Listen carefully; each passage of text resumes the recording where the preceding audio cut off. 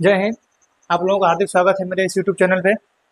पीछे के थंबनेल के हिसाब के अनुसार मतलब थंबनेल के अनुसार तो आपको समझ में आ ही गया होगा कि हम पॉलिटी का क्लास ले रहे हैं, जिसमें ये जो है आपका आर्टिकल 64 आर्टिकल जो 64 है, इसके बारे में हम आज पढ़ाएंगे। हम पढ़ा ही रहे हैं इसके बारे में, बशर्ते यहाँ पे थोड़ा सा हमें लगा कि इसके बारे में बता देना चाहिए।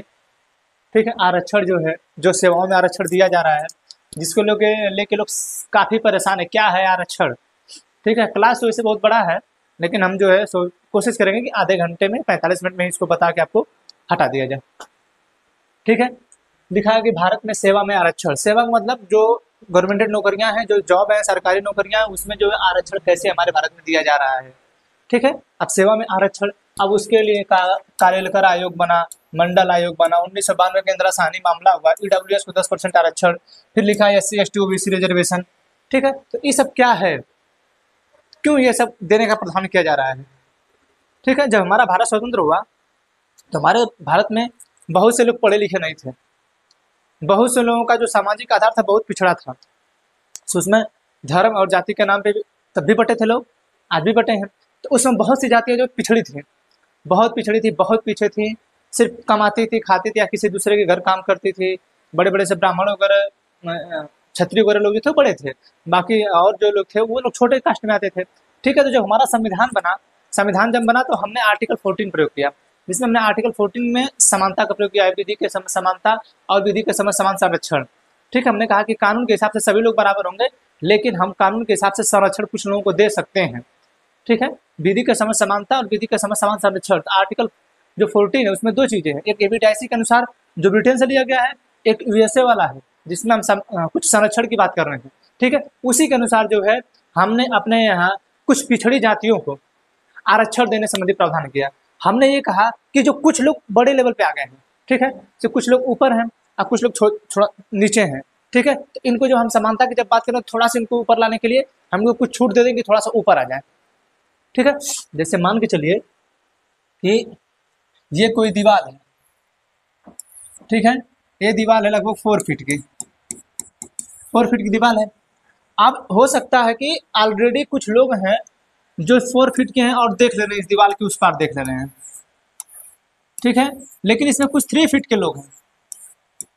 ठीक है, इसमें कुछ 2 फीट के लोग हैं, ऐसा भी तो हो सकता है। ठीक, जैसे हमारा जब संविधान बना था और हम स्वतंत्र हुए तो हम लोग ऐसे ही थे। कुछ लोग बड़े थे, किसी के पास ज्यादा जमीन थी, तो कुछ लोग छोटे थे, कुछ लोग ज्यादा नीचे तबके के थे। तो इस तरीके से हम लोग थे। जब हमने आर्टिकल 14 का प्रयोग किया और हमने कहा कि नहीं, हमारे यहाँ विधि के समय समान और विधि के समय समान संरक्षण का प्रयोग होगा, समानता और संरक्षण का प्रयोग होगा, तो हमने कहा समानता तो हम करेंगे, सभी को एक समान करेंगे। ठीक, लेकिन अगर हम जो है इसको कुछ ऊंचाई देने की बात करेंगे, जैसे क्या है कि अभी तो छोटा है, इसको इस पार तो दिख नहीं रहा है, इस दीवार के उस पार देख नहीं पा रहा है, हाई जो बड़का वो देख ले रहा है। ठीक है, तो हमने सोचा कि अगर जो है हम इसको, इसके नीचे कुछ कुर्सी वगैरह लगा दे रहे हैं, चेयर लगा दे रहे हैं, टेबल लगा दे रहे हैं, तो ये ऊपर आके देखने लग रहा है। ठीक है, ऊपर आके देखने लग रहा है। ठीक है, यही चीजें जब हमने टेबल लगा दिया, वही चीजें आज के समय में आरक्षण है, जिसको हमने किसी को 15% दिया है, किसी को 7.5% दिया है, किसी को 27% दिया है, कि आप भी जो है आप एक लेवल प्लेइंग फील्ड में आ जाइए, एक समान क्षेत्र में आप भी आ जाइए। इसी चीज को जो हम कहते हैं कि ये आरक्षण दिया गया है। अब ये आरक्षण जिसको मिलता है उसको सही है, जिसको नहीं मिलता है उसके लिए खराब है। ठीक है, खैर अब तो हमने सबको आरक्षण देने संबंधी प्रावधान कर दिया है। ठीक है, तो जब पहली बार हम लोगों ने आरक्षण संबंधी प्रावधान किया था, ठीक है, तो हमने सोचा कि कौन लोग हैं पिछड़े हुए, जिनको हम पिछड़ा माने, कौन लोग हैं। ठीक है, तो हमने क्या कहा, सामाजिक और शैक्षणिक रूप से,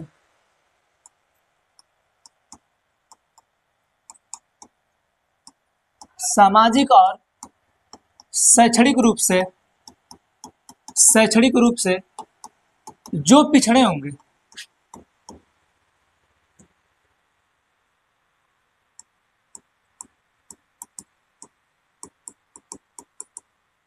उन्हें जो है पिछड़ा माना जाएगा।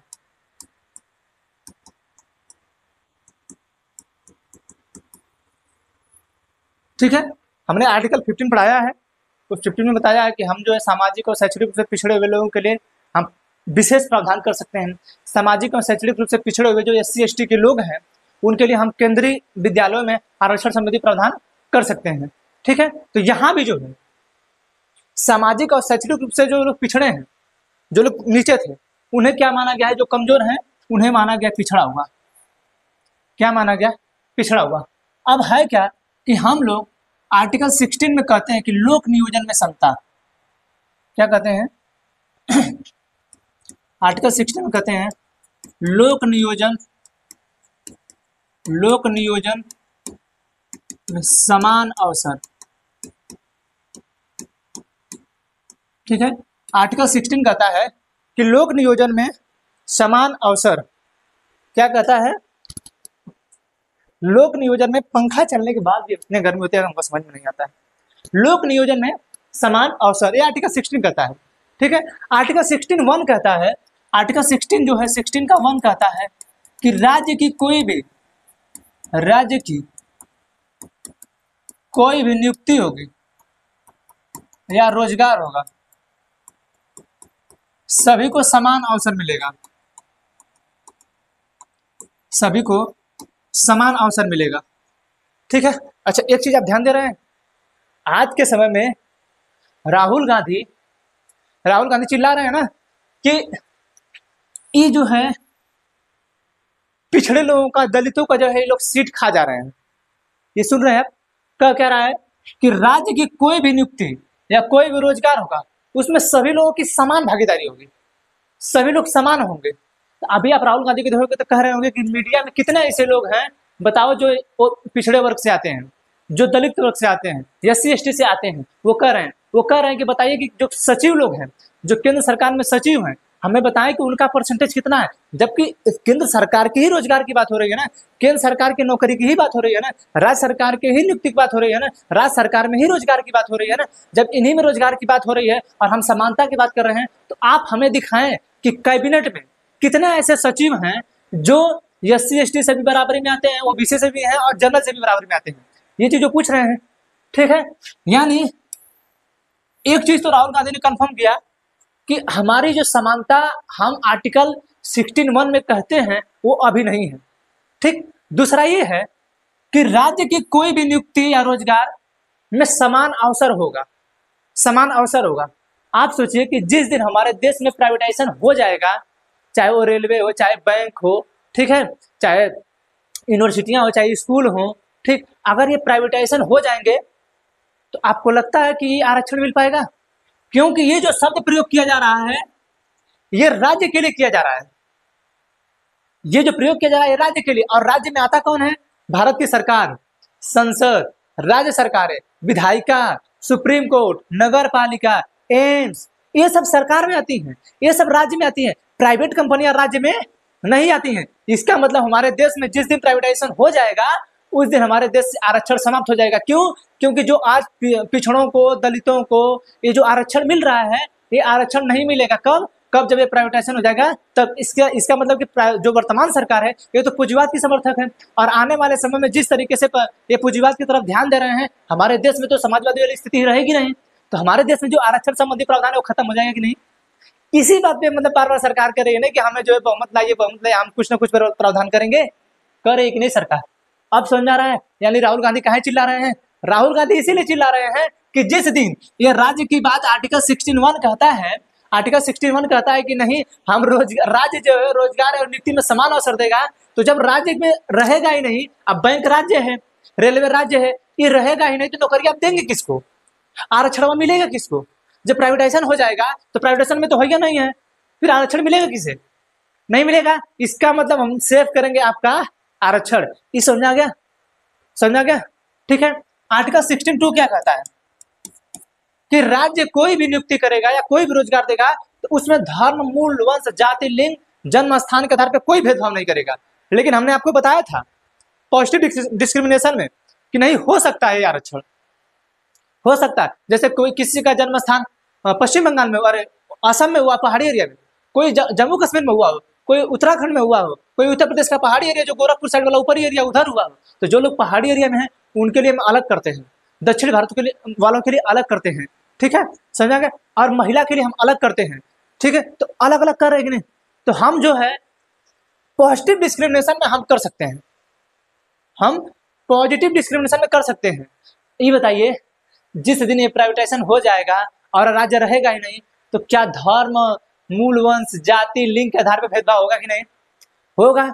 क्यों? क्योंकि वो तो प्राइवेट हो गई और प्राइवेट में राज्य आता नहीं है, इसका मतलब कि सुप्रीम कोर्ट भी कुछ नहीं कर पाएगा, क्योंकि ये तो मूल अधिकार से बाहर हो जाएगा।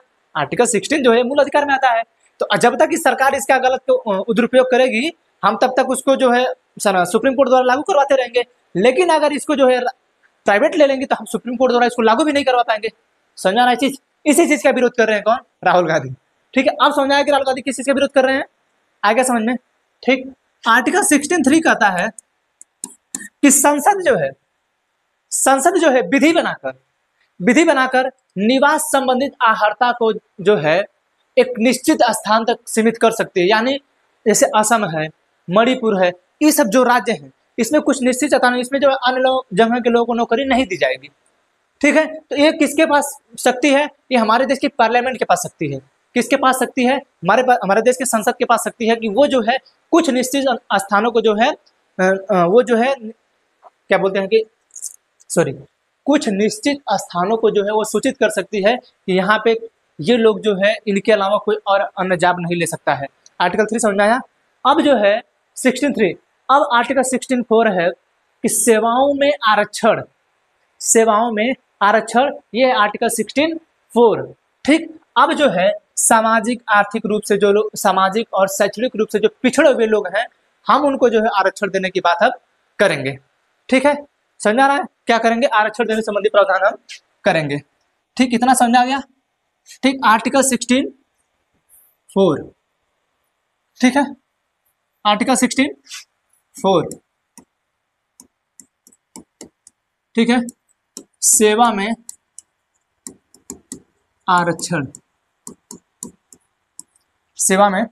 आरक्षण, ठीक है। अब इसमें कहा गया कि राज्य की नियुक्ति एवं रोजगार में, राज्य की नियुक्ति एवं रोजगार में, ठीक है, राज्य की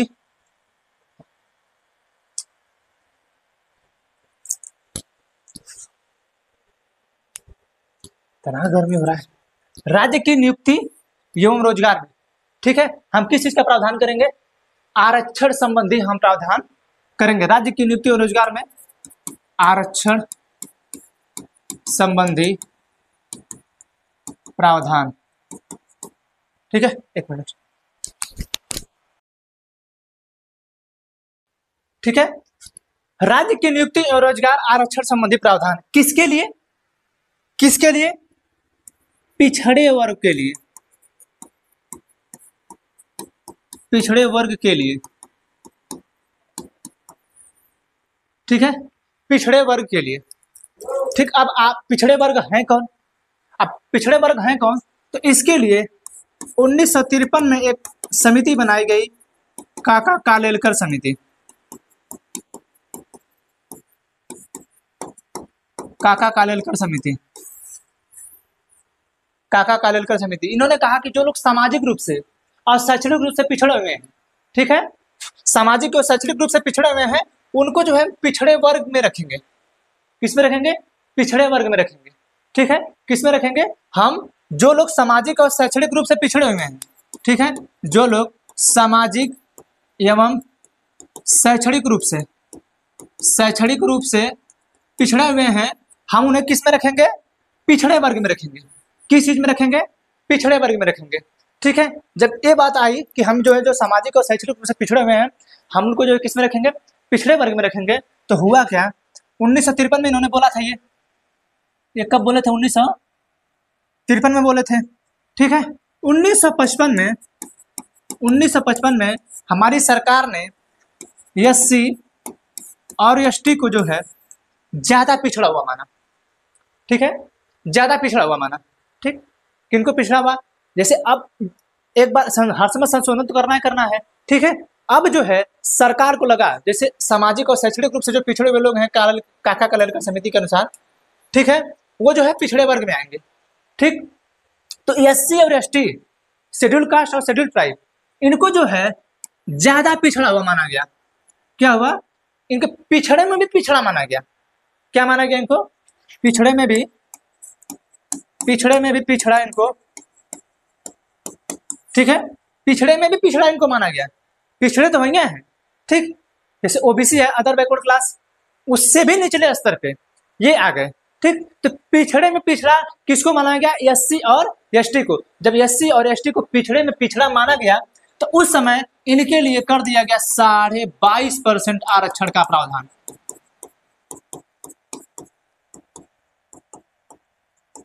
ठीक है, कितना कर दिया गया, 22.5% आरक्षण का प्रावधान, किसके लिए, एससी और एसटी के लिए।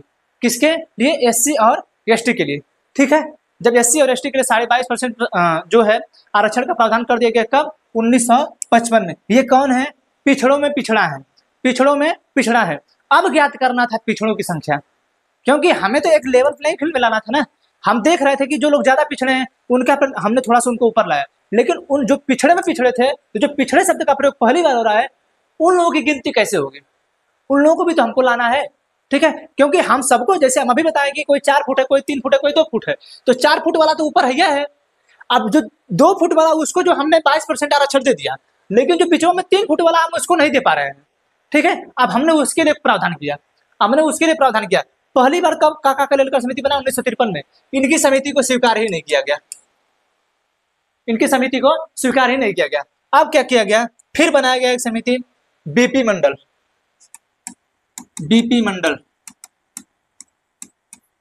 ठीक है, बीपी मंडल 1979 में। बिंदेश्वरी प्रसाद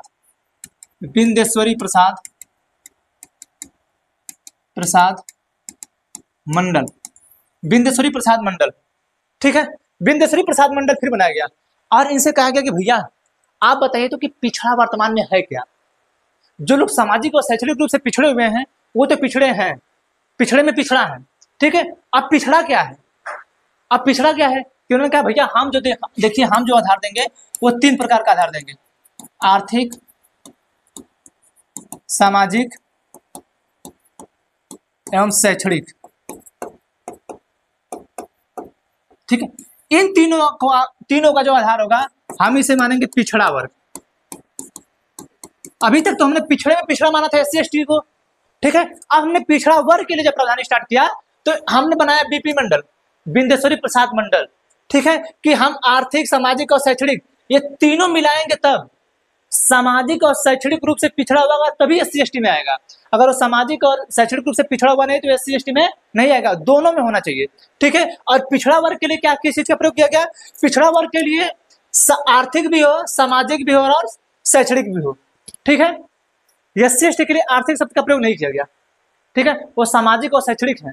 ठीक, लेकिन एक जो है पिछड़ा वर्ग है, इसके लिए बीपी मंडल जब कमेटी बनी तो आर्थिक, सामाजिक और शैक्षणिक इन तीनों शब्दों का प्रयोग किया गया और कहा गया कि इन तीनों आधार पे जो लोग पिछड़े हुए हैं, जो पीछे हैं, उन्हें कहेंगे पिछड़ा वर्ग। ठीक है, जिसे हम कहेंगे ओबीसी, अदर बैकवर्ड क्लास। इन्हें क्या कहेंगे हम, OBC other backward class, OBC other backward class. ठीक है, कौन सी समिति बनाई, बीपी मंडल समिति ने। इसने लगभग 3700 जातियों का पक्ष जो है ओबीसी की तरफ खींचा, यानी लगभग 3700 जातियों को जो है इन्होंने किसमें रखा, ओबीसी में रखा, पिछड़े वर्ग में। तो आज आप जाते होंगे तो आप कहते होंगे कौन, हम गुप्ता है, यादव है, ठाकुर है, पंडित है, नोनिया है, भूमियार है, चमार है, जनरल, जो भी लोग हैं। ठीक है, जो भी लोग आते हैं, चौहान वगैरह, राजभर वगैरह, तो देखते हैं कि डाला जाता है कि आप ओबीसी से हैं कि एससी के हैं, एसटी के हैं, समझा था कि नहीं। तो आप लोग अपना एससी डालते हैं, ओबीसी डालते हैं, जनरल डालते हैं ना। ठीक है, तो 3700 जातियों को क्या किया बीपी मंडल ने, ओबीसी में रखा, अदर बैकवर्ड क्लास, पिछड़ा वर्ग में रखा। ठीक है, अब इस समय सरकार थी जनता पार्टी की। ठीक है, जनता पार्टी की सरकार थी। जनता पार्टी की सरकार पहली गैर कांग्रेसी सरकार थी। ठीक है, पहली गैर कांग्रेसी सरकार थी और उस समय मोरारजी देसाई उसमें प्रधानमंत्री बने थे। ठीक है, और जो है बीपी मंडल जो समिति कमेटी बनाई गई थी, ठीक है, ये जो सरकार आई थी, जो ये इंदिरा गांधी ने तो बहुत से लोगों का शोषण कर दिया। 1975 का जो है मीसा एक्ट वाला ला के आपातकाल, ठीक है, ला दिया आपातकाल, और उस समय बहुत ज्यादा परेशान कर दिया लोगों को।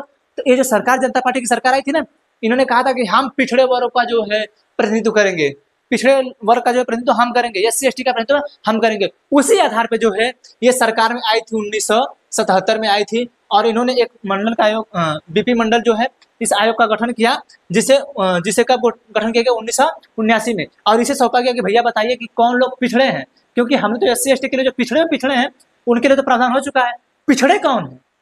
अब जो है 1979 में इन चीजों को लाया गया, लेकिन गलती क्या हुई कि 1979 के बाद ही जनता पार्टी की सरकार गिर गई, और फिर आ गई कांग्रेस सरकार, ठीक है, फिर आ गई कांग्रेस सरकार।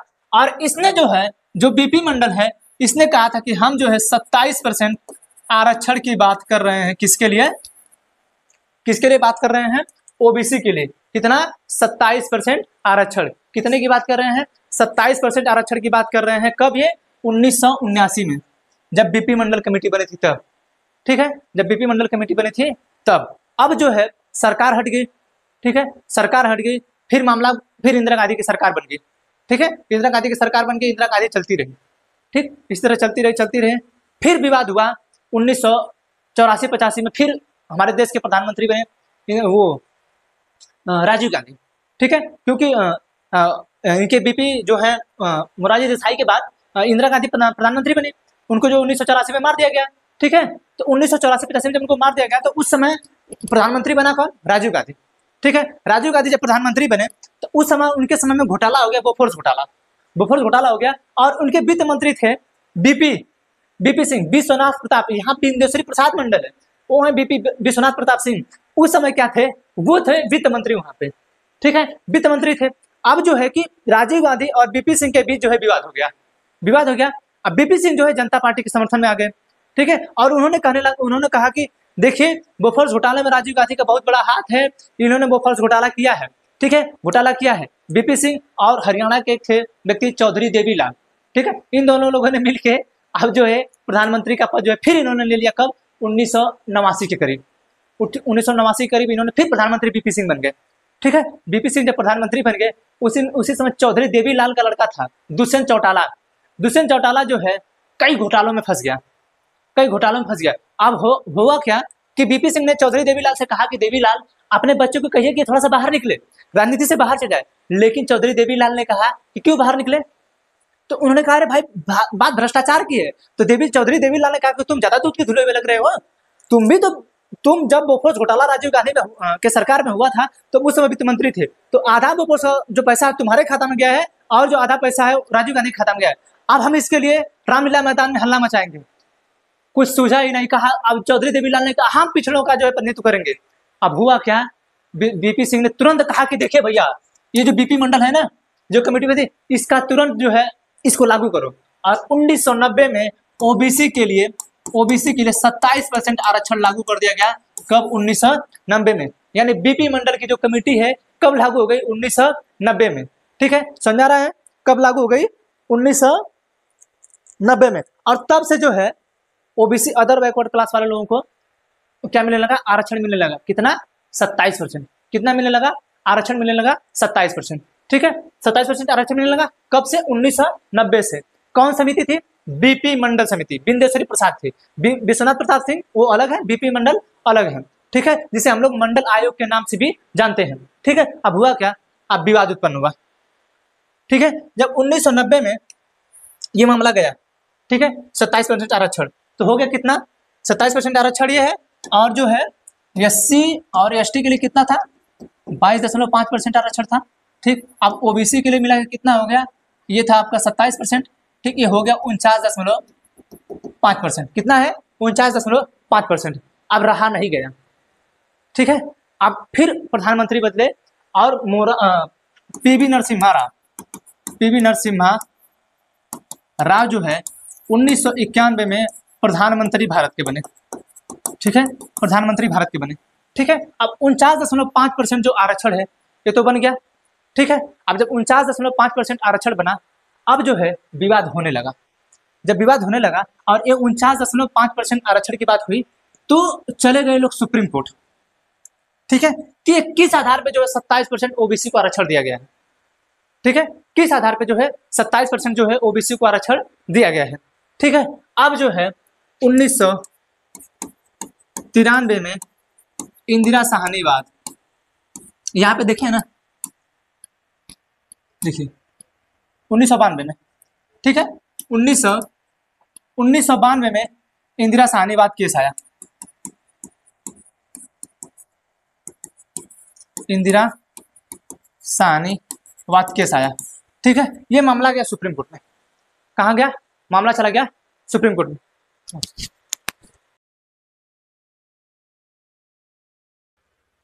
चलो ठीक है। ठीक, अब जो 1992 में इंदिरा साहनी केस आया, ठीक है, क्या हुआ? इंदिरा साहनी केस आया। ठीक, अब हुआ क्या था? ये जो 49.5% आरक्षण है, ठीक, जब पीवी नरसिम्हा राव की सरकार आई तो पीवी नरसिम्हा राव ने, अब हमने आरक्षण दिया किस आधार पे है? सामाजिक और शैक्षणिक रूप से। किस आधार पे दिया है? सामाजिक और शैक्षणिक रूप से। ठीक, जब सामाजिक और शैक्षणिक रूप से दिया है तो पीवी नरसिम्हा राव ने 1991 में 10% आरक्षण दे दिया ईडब्ल्यूएस को। यानी कांग्रेस की सरकार ने ही ईडब्ल्यूएस को लाया है, और आज लोग खुश होते हैं क्योंकि वर्तमान सरकार अपने 103वां संविधान संशोधन करके ला दी है। ठीक है, इसको लाई कौन? ईडब्ल्यूएस को लेके कांग्रेस ही लाई थी, जो 10% आरक्षण की बात है। ठीक है, अब इस चीज को लेके लोग चले गए सुप्रीम कोर्ट में कि 10% आरक्षण आर्थिक आधार पे क्यों दिया जा रहा है, इकोनॉमिकली वीक सेक्टर पे। 1991 में जब प्रधानमंत्री वो बने थे तभी जो है वो आरक्षण 10% आरक्षण का प्रावधान पीवी नरसिम्हा राव कर दिया कि जो लोग आर्थिक रूप से कमजोर है हमको उनको आरक्षण की बात कर रहे हैं। ठीक है, अब जब ये मामला 1992 में इंदिरा साहनीवाद का मामला जब सुप्रीम कोर्ट में गया, ठीक है, ये व्यक्ति हैं, ठीक, ये जब मामला सुप्रीम कोर्ट में गया, सुप्रीम कोर्ट ने कहा कि भैया, सुप्रीम कोर्ट जो है, आप पावरफुल तो था नहीं उस समय। जैसे क्या होता है कि सरकार और सुप्रीम कोर्ट, जब सरकार बहुमत से भी ज्यादा में रहती है तो सुप्रीम कोर्ट उससे डरती है कि कुछ भी प्रावधान कर देगा। जब बहुमत में नहीं रहती है तो सुप्रीम कोर्ट भी सीना पर चढ़ी रहती है। ठीक है, 1992 में जब इंदिरा साहनीवाद और सुप्रीम कोर्ट के बीच बात गई, ठीक है, तो इंदिरा साहनी में सुप्रीम कोर्ट ने कहा कि देखिए भैया, हम पिछड़ा उन्हें मानेंगे, हम पिछड़ा उन्हें मानेंगे, हम पिछड़ा उन्हें मानेंगे जो सामाजिक एवं शैक्षणिक रूप से पिछड़े होंगे। ठीक है, हम पिछड़ा उन्हें मानेंगे जो सामाजिक एवं शैक्षणिक रूप से पिछड़े होंगे। यानी सिर्फ है ना कि जो सामाजिक तौर पे पिछड़े हों तो उनको हम पिछड़ा मानेंगे, नहीं जो शैक्षणिक रूप से पिछड़े हैं उनको पिछड़ा मानेंगे, नहीं, जो सामाजिक और शैक्षणिक दोनों रूप से पिछड़े हों, जो सामाजिक और शैक्षणिक रूप से पिछड़े हों हम उन्हें पिछड़ों में पिछड़ा मानेंगे, और जो सामाजिक शैक्षणिक एवं आर्थिक रूप से पिछड़े हैं हम उन्हें पिछड़े वर्ग में रखेंगे। ठीक है, समझा गया? तो 1991 में जो ईडब्ल्यूएस की स्थिति थी कि 10% आरक्षण दिया जाएगा, सुप्रीम कोर्ट ने कहा भैया, हम जो सामाजिक शैक्षणिक एवं आर्थिक रूप तीनों रूप से जो पिछड़े हुए हैं हम उनको पिछड़ा मानेंगे, जो सामाजिक एवं शैक्षणिक रूप से पिछड़े हुए हैं हम उन्हें पिछड़ा मानेंगे, लेकिन जो सिर्फ आर्थिक रूप से पिछड़े हुए हैं हम उनको पिछड़ा नहीं मानेंगे। ठीक, अब इस बात पे जो है ईडब्ल्यूएस वाले मामले को जो है सुप्रीम कोर्ट ने क्या किया? रद्द कर दिया। क्या कर दिया? रद्द कर दिया। ठीक है, और 10% आरक्षण रद्द हो गया। ठीक, तब से जो है सुप्रीम कोर्ट जो है निर्धारित की थी कि 49.5% जो है आरक्षण आपको दिया जाएगा। ठीक है, तब से जो है एससी एसटी और ओबीसी को कितना आरक्षण मिलता है? एससी को मिलता है 15%, एसटी को मिलता है 7.5% और ओबीसी को मिलता है 27%। ठीक है, 10% दिया गया था कब? 1991 में ईडब्ल्यूएस को, लेकिन उसको समाप्त कर दिया गया। ठीक है, बात यहां तक आ गई। आरक्षण कैसे मिलता जा रहा है? किस आधार पे? सामाजिक एवं शैक्षणिक हो या दोनों होना चाहिए, सामाजिक और शैक्षणिक दोनों, या तो सामाजिक, शैक्षणिक एवं आर्थिक तीनों होना चाहिए, तब तो हम पिछड़ा वर्ग मानेंगे। अगर आप सामाजिक और शैक्षणिक हैं तो पिछड़े में भी पिछड़ा मानेंगे। ठीक है, अब आया कि ये बताइए, जो हम ये आरक्षण की बात कर रहे हैं, ठीक है, हमने आरक्षण तो दे दिया। ठीक, अब हो क्या गया कि अब पदों में उन्नति की बात होने लगी। ठीक है, किसकी बात होने लगी? पदोन्नति की बात होने लगी। समझ आ रहा है? किसकी बात होने लगी? पदोन्नति की। ठीक है, कि हम जो है पद में उन्नति कैसे करें। ठीक है, ठीक, अब इसमें कहा जाना कि देखिए, अब तो ये आरक्षण की बात है, हो गया, हमने आरक्षण दे दिया। अब आरक्षण देने के बाद भैया आया कि अभी जो बड़े बड़े पद हैं उस बड़े बड़े पदों पे बड़े लोग हैं। ठीक है, अब क्या है कि हम पदोन्नति में आरक्षण देंगे। ठीक है, अब इसको समझिए। ठीक है क्या? एक ठो मान के चलिए कि ये जनरल का व्यक्ति है और एक है एससी का और एसटी का, ये जनरल का है और ओबीसी का है, ठीक है।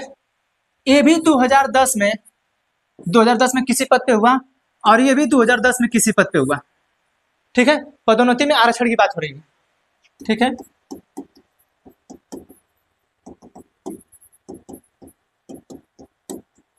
पदोन्नति में आरक्षण इस जनरल का भी किसी मान के चलिए कि यूपी पुलिस में हुआ कांस्टेबल के पद पे, ठीक है। ये भी 2010 में यूपी कांस्टेबल के पद पे, ठीक है। हो गया। हुआ क्या, जो सरकार थी वो पदोन्नति में आरक्षण संबंधी प्रावधान कर रही थी। क्या कर रही थी? पदोन्नति संबंधी आरक्षण में प्रावधान कर रही थी, मतलब पदोन्नति में भी आरक्षण दे रही थी। नौकरी में तो आरक्षण दे ही रही है, नौकरी में तो 49.5% आरक्षण मिल ही गया। अब नौकरी मिलने के बाद भी उनको आरक्षण दिया जा रहा है कि आप अपर लेवल पे आइए, ठीक है। अब होना क्या है कि जो 2010 में जनरल और ओबीसी का व्यक्ति हुआ और जो 2010 में एससी और एसटी का व्यक्ति हुआ, ये जो 2012 में या 2015 में कोई वैकेंसी आई तो उसमें आरक्षण देके इसको एसआई बना दिया गया। क्या किया गया? 2015 में ही, 2010 में ही एसआई देके आरक्षण देके इसको एसआई बना दिया गया, ठीक। लेकिन 2015 में ये एसआई नहीं बन पाया। अभी जो है ये कांस्टेबल ही है, ये क्या है? कांस्टेबल भी है, ठीक है। सोचिए कि क्या विडंबना हमारे देश में चल रही है। ये टोटल आरक्षण हमारी जनता को लुभाने के लिए किया जाता है, ठीक है। तो जो है 2010 में एससी एसटी वाला जो हुआ यूपी कांस्टेबल पे हुआ, अभी 2015 में इसको आरक्षण देके 2015 में एसआई बना दिया गया। अभी 2010 में जो जनरल और ओबीसी से हुआ इसको जो आरक्षण नहीं मिला और ये भी 2015 में भी एसआई है। अब उसको तकलीफ होगा कि नहीं होगा? तकलीफ होगा, कहीं ना कहीं दिक्कत आएगी, ठीक है। दिक्कत आएगी कि नहीं? अब आप सोचिए कि जो 2010 में ऐसा कांस्टेबल ये भी हुआ और कांस्टेबल ये भी हुआ, ये भी दोस्त रहा होगा, ये भी दोस्त रहा होगा, ठीक है। ये 2015 में भी कांस्टेबल है, आज 2015 में एसआई बन गया, तो कहीं ना कहीं तकलीफ की बात तो आएगी ही आएगी। आएगी कि नहीं आएगी आप ही बताइए, ठीक है। आएगी कि नहीं आएगी ये बताइए आप।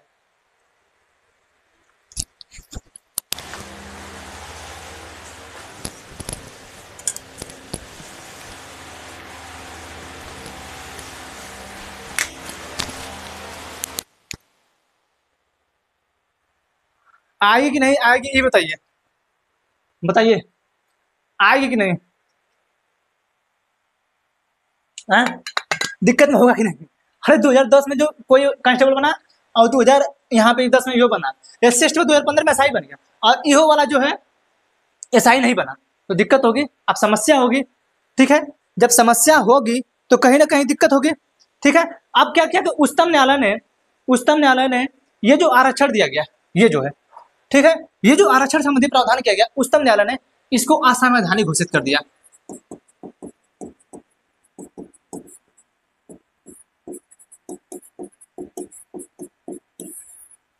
क्या कर दी? इसको असंवैधानिक घोषित कर दी, ठीक है।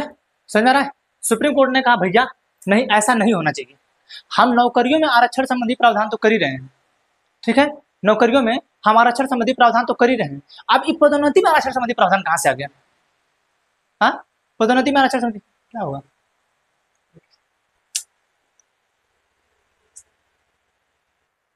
अब ये सुप्रीम कोर्ट ने इसे जब असंवैधानिक घोषित किया, ठीक है, कि ये जो है भैया हम नहीं मानेंगे, ठीक है।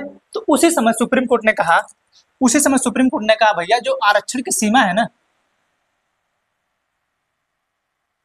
जो आरक्षण की सीमा है, ठीक है, ये 49.5% आरक्षण की सीमा है ना, एससी एसटी ओबीसी के लिए जो 49.5%, इंदिरा साहनी बाद में 1992 में सुप्रीम कोर्ट ने कह दिया कि जो 49.5% है आरक्षण, वही आरक्षण होना चाहिए। बाकी पदोन्नति सरकारी आरक्षण में कोई ऐसा प्रावधान नहीं होना चाहिए कि नौकरी पाने के बाद वो आरक्षित में हो जाए, ठीक है। अब हो क्या रहा है? ईद आया 1992 में कि 49.5% जो आरक्षण है वो सही है, सुप्रीम कोर्ट ने ठहरा दिया। और सुप्रीम कोर्ट तो अगर कोई फैसला सुना दी तो वो जो है बाध्यकारी होता है, उसे मानना पड़ेगा, ठीक है, उसे मानना पड़ेगा, ठीक है। इसे असंवैधानिक घोषित कर दिया, यानी पदोन्नति में आरक्षण संबंधी प्रावधान हट गया, ठीक है। क्या हुआ? हट गया कि पदोन्नति में आरक्षण नहीं होगा, ठीक। लेकिन ये कह दिया सुप्रीम कोर्ट ने कि 49.5% जो आरक्षण है, 49.5% आरक्षण है, इससे ज्यादा अब कभी भी आरक्षण नहीं होना चाहिए। ठीक है, अब मामला फंस गया तमिलनाडु का, तमिलनाडु का मामला फंस गया। तमिलनाडु जो है 1990 में ही अपने यहाँ लगभग 68 से 69% आरक्षण दे चुके थे, तुरंत ही 68 से 69% आरक्षण दे चुके थे। अब सुप्रीम कोर्ट फैसला सुना दी, सबके लिए लागू होगा, वो राज्य हो चाहे केंद्र हो, इस सबके लिए लागू होगा। और तमिलनाडु ने 69% आरक्षण ऑलरेडी दे चुका है। ठीक है, अब हुआ क्या कि 1991 में जब नरसिम्हा राव की सरकार थी, नरसिम्हा राव की सरकार थी, ये सरकार थी अल्पमत की। ठीक है, हमारे यहाँ बहुमत के लिए 272 सीटें चाहिए, जो वर्तमान में सरकार है 273 चिल्ला रहे हैं ना, सभी मूर्ख हैं। 543 सीटें हैं। ठीक है, चाहिए 544, तो 272 होगा, 272 का आधा 544 का आधा 272 है कि नहीं। ठीक है, तो उस समय जो है इनकी जो संख्या थी अल्पमत में थी, किसमें थी? अल्पमत में थी, सरकार जो थी अल्पमत में थी। ठीक है, आप सोचिए कि अल्पमत में होते भी पीवी नरसिम्हा राव ने अपनी सरकार 5 साल चला ली। ठीक है, हुआ क्या, कैसे हुआ? 1991 में जब ये मामला 1990 के करीब जब तमिलनाडु ने 69% आरक्षण दे दिया अपने यहाँ। ठीक है, क्योंकि आरक्षण देने संबंधी प्रावधान था, सुप्रीम कोर्ट ने इसको माना ही नहीं था, क्योंकि सुप्रीम कोर्ट का फैसला आया नहीं था। ठीक है, तो ऐसा कभी प्रावधान था ही नहीं कि 49.5% से ज्यादा हो, लेकिन तमिलनाडु ने उसी को देखते हुए 69% आरक्षण दे दिया। और सुप्रीम कोर्ट ने यह कह दिया कि देखिए इंदिरा साहनी बाद में कि देखिए ये 49.5% से ज्यादा आरक्षण नहीं होना चाहिए। अब तमिलनाडु सरकार पागल हो गई। अब इनकी सरकार अल्पमत में थी। ठीक है, और अल्पमत में इसीलिए थी, और सहयोग जानते किसका था? इन्हीं लोगों का था। AIADMK जो है, ये जो इन लोगों का सपोर्ट था। होता क्या है कि आप अल्पमत में सरकार चला सकते हैं। ठीक है, बशर्ते जब वहां पे फ्लोर टेस्ट होता है, विश्वास बहुमत हासिल करना होता है, तो वहां पे होता क्या है कि उपस्थित लोगों का मतदान होता है। ठीक है, उपस्थित। अब उपस्थित में क्या होता था कि ये कह देते थे विपक्ष के लोगों से कि भैया आज हमारा फ्लोर टेस्ट है, आज आप लोग आइएगा ही मत। आज उपस्थित लोगों का है, तो जितने लोग रहते थे, आप मान के चलिए 400 लोग आते थे, तो 400 को आधा कितना होगा? 200। अब इनके पास कितना था? 240 था, पास हो जाता था। इसी पे जो है इनकी सरकार चल गई। वही एक समय है जब विपक्ष और पक्ष जो है हमारे भारत में एक समय एक साथ मिलकर काम किया है। अब इसी में जो है तमिलनाडु से तुरंत भाग के आई जयललिता, उस समय वहां की मुख्यमंत्री थी जयललिता, अम्मा इनको बोलते लोग, अम्मा तुरंत भाग के आई दिल्ली। कहा सुनो नरसिम्हा राव जी, तो बड़ा गलत हो गया। कहें क्या? कहीं ये बताइए कि हमने तो 69% आरक्षण दे दिया है और हमारी सरकार गिर जाएगी, क्योंकि हमने आरक्षण दिया है और सुप्रीम कोर्ट ने कह दिया कि 50% आरक्षण से ज्यादा नहीं होना चाहिए, हमने तो 69% दिया है। ठीक है, अभी कहीं ना कहीं गड़बड़ हो जाएगा और हमारी सरकार बाद में गिर सकती है, क्योंकि आरक्षण तो घट जाएगा 19%। ठीक, घटेगा ना, और 50, 10, 60, 19% घट जाएगा, तो कौन घट जाएगा? आप लोग कहेंगे किसे ये सरकार गलत दी थी, सरकार वोट लेने के लिए कही थी। आज भी जितनी भी चीजें हैं, तुरंत जब आरक्षण की बात आती है, तो नेता नहीं कहते हम आपको इतना आरक्षण देंगे, हम आपको इतना आरक्षण देंगे। तो सुप्रीम कोर्ट में जब ये मामला जाता है तो सुप्रीम कोर्ट उसे रद्द कर देता है। तो हमारी जनता को लुभाने के लिए ये लोग कहते हैं नहीं, आइए हम पूरा आपको 100% आरक्षण दे देंगे, आइए ठीक है हमें वोट दीजिए, हम पूरा 100% आरक्षण देंगे। तब तक कोई कोर्ट में चला जाता है, जब कोर्ट में चला जाता है तो सुप्रीम कोर्ट उसे रद्द कर देती है। तो हम कह देते हैं, नेता जो है कहते हैं हम क्या करें, हम तो आरक्षण दे ही रहे थे, सुप्रीम कोर्ट है मना कर दी, तो हम क्या करें? आप सुप्रीम कोर्ट से कहिए, सुप्रीम कोर्ट का विरोध करिए, सरकार साफ साफ बच गई। ठीक है, जब ये गई तमिलनाडु की महिला 69% लेके, तो हमारे यहाँ एक अनुसूची 9 है जिसकी सुप्रीम कोर्ट जो है हस्तक्षेप उसमें नहीं करता है, लेकिन उसकी न्यायिक समीक्षा कर सकता है। ठीक है, अब जो है इन्होंने कहा कि देखिए हमारे यहाँ 1951 में एक अनुसूची जोड़ी गई 9, प्रथम संविधान संशोधन द्वारा। जयललिता ने कहा किससे? पीवी नरसिम्हा राव से, कि उसमें क्या करिए कि हमारे इस वाले जो आरक्षण हमने 69% दिया ना, उसमें ठास दीजिए, इसको खोज दीजिए इसको। पीवी नरसिम्हा राव ने तुरंत उठाया और उसको खोज दिया उसमें। ठीक है, 9वीं अनुसूची में सरकार तो बच गई तमिलनाडु की। ठीक है, अभी भी जो है विवाद पदोन्नति के आरक्षण पे चलता रहा। ठीक है, पदोन्नति के आरक्षण पे ये जो है विवाद चलता रहा। ठीक है, फिर जो है अभी अब देखते हैं, अभी बिहार में जो है लोग कह रहे हैं कि 68%, 65% आरक्षण मिल गया, हरियाणा में कितना आरक्षण मिल गया। तो ये जो लोग आरक्षण मिल रहे हैं, लोग नहीं कहते कि इसको 9वीं अनुसूची में शामिल करे सरकार, 9वीं अनुसूची में शामिल करे सरकार। क्यों कहते हैं? जानते हैं क्यों? इसीलिए कहते हैं कि 9वीं अनुसूची में जब ये शामिल हो जाएगा तो आरक्षण संबंधी प्रावधान हो सकता है। ठीक है, आरक्षण संबंधी जो प्रावधान हो सकता है, तो तमिलनाडु का जब शामिल हो गया तो किसी भी राज्य में होगा तो सुप्रीम कोर्ट उस पर तो हस्तक्षेप कर नहीं पाएगी, क्योंकि हम दिखाएंगे भी तो कि तमिलनाडु कर रहा है तो हम भी कर सकते हैं, लेकिन हाँ उससे ज्यादा अब नहीं हो पाएगा, क्योंकि अब उससे ज्यादा नहीं जाना है क्राइटेरिया में। ठीक है, तो अब जो है तमिलनाडु के बाद अब 69% तक आरक्षण हो गया। ठीक है, अभी विवाद चल रहा है पदोन्नति को लेके और आर्थिक आरक्षण को लेके। ठीक है, आर्थिक आधार पर आरक्षण और पदोन्नति को लेके आरक्षण। ठीक है, नागराजन विवाद आया, एक नागराजन कमेटी बनी। आरक्षण जो 49.5% वो चल रहा है, वो नहीं हट रहा है। ठीक है, अब वो चल ही रहा है। ठीक है, किस आधार पर मिला? सामाजिक और शैक्षणिक पे। ठीक है, विवाद जब उत्पन्न हुआ तो इंदिरा साहनीवाद आया। इंदिरा साहनीवाद ने कहा कि देखिए सामाजिक और शैक्षणिक रूप से जो पिछड़े हुए लोग हैं हम उनको जो है पिछड़ा मानेंगे, सामाजिक शैक्षणिक और आर्थिक रूप से जो पिछड़े हुए हैं हम उनको पिछड़ा मानेंगे, जो केवल आर्थिक आधार पर पिछड़े हुए उनका हम नहीं मानेंगे। और 10% आरक्षण पीवी नरसिम्हा राव को उन्होंने रद्द कर दिया था। ठीक है, समझ आ गया। अब पदोन्नति वाला भी बताए थे, तो पदोन्नति वाला भी जब इन्होंने प्रावधान लाया था कि नहीं पदों की उन्नति में हम ऐसा काम करेंगे, सुप्रीम कोर्ट ने उसे रद्द कर दिया। ठीक है, अब फिर विवाद बढ़ता गया कि नहीं हम पदोन्नति में आरक्षण करेंगे। ठीक है, जैसे होता क्या है कि ये जो 49.5% सीटें फिक्स हैं। ठीक है, 49.5%। अब किसी वर्ष जो है 100 सीटें आई। ठीक है, 100 सीटें आई। ठीक, अब इन 100 सीटों में 49 क्या लगभग 50 सीटें तो एससी की हैं, ओबीसी की हैं, एसटी की हैं। एससी एसटी ओबीसी की 50 सीटें हो गई, बच गई 50 सीटें। ठीक है, बच गई 50 सीटें। अब इन 50 सीटों पे लोग फाइट कर रहे हैं। ठीक, अब होता क्या है कि कभी कभी इनमें 20 सीटें बच जाती हैं। अब इस समय तो कोई प्रावधान नहीं है, इसमें तो कोई बचती सीटें नहीं है। ठीक है, लेकिन कहा गया कि अगर ये सीटें बच गई या एससी का व्यक्ति वहां पे नहीं पहुंच पाया, एसटी का व्यक्ति वहां पे नहीं पहुंच पाया, ओबीसी का व्यक्ति नहीं पहुंच पाया, तो जो ये 20 सीटें हैं जो बची हुई हैं, ठीक है, हम उनको भरेंगे। क्या करेंगे? हम उनको भरेंगे।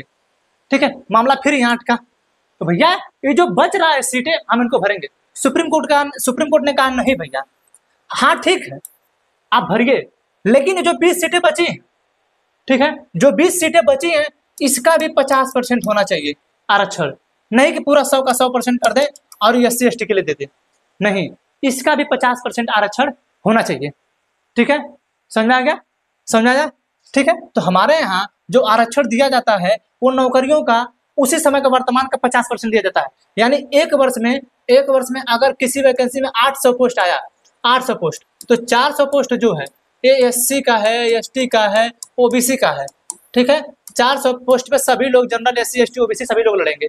ठीक है, अगर इसमें कोई सीट खाली रह जाती है तो उस पर जो है आप अगले वर्ष में ले जाके उसको मान के चलिए कि 2008 में कोई वैकेंसी आई या 2024 चल रहा है कोई वैकेंसी आई, 1000 पोस्ट आया, 1000 पोस्ट में 200 क्या है 20-25 पोस्ट खाली रह गया। ठीक है, अब उसे अगले साल उसी पोस्ट में मर्ज करके अब उसका 50% जो है उस पर आरक्षण दे देंगे हम लोग।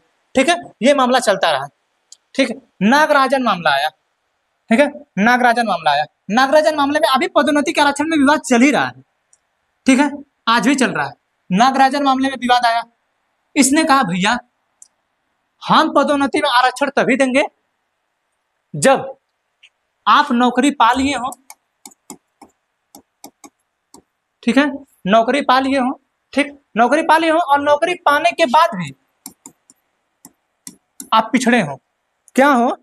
नौकरी पाने के बाद भी क्या हो? पिछड़े हो। ठीक है, नौकरी पाने के बाद भी पिछड़े हो। सेवाओं में जो सेवा में आप जा रहे हो उसमें कोई कुशलता कोई प्रभावित ना हो, कुशलता प्रभावित ना हो। क्या हो? कुशलता प्रभावित ना हो। ठीक है, एक तो है कि नौकरी में आप अगर पाए हैं तो पिछड़े में आ गए। ठीक है, फिर सेवाओं में कुशलता प्रभावित ना हो। सेवाओं में क्या हो? कुशलता प्रभावित ना हो। और आपको कब हम आरक्षण देंगे? कब हम आपको कब आरक्षण देंगे इसमें? जब आपका पर्याप्त प्रतिनिधित्व नहीं हो।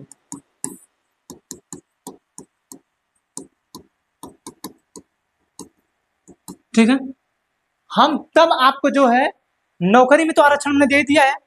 ठीक है, और ये जो पदोन्नति वाला आरक्षण है यह एससी और एसटी के लिए। ठीक है, किसके लिए है? एससी और एसटी के लिए है। समझ में आ रहा है चीज? किसके लिए है? एससी और एसटी के लिए। ठीक है, समझ आ गया? यानी अगर एससी और एसटी का कोई व्यक्ति पदोन्नति में आरक्षण पाना चाहता है तो उसको दिखाना होगा कि हम नौकरी पाने के बावजूद पिछड़े हुए हैं। ठीक है, सेवाओं में हमारे से कुशलता प्रभावित नहीं हो रही है, पर्याप्त प्रतिनिधित्व नहीं है। ठीक है, तभी जो है आपको आरक्षण मिल पाएगा।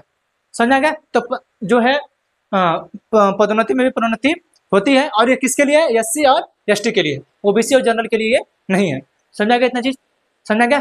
अभी तो बहुत कुछ है, ठीक है। अभी आर्थिक आधार है, क्योंकि आर्थिक आधार पे जो 10% आरक्षण की बात की जा रही है, ठीक है।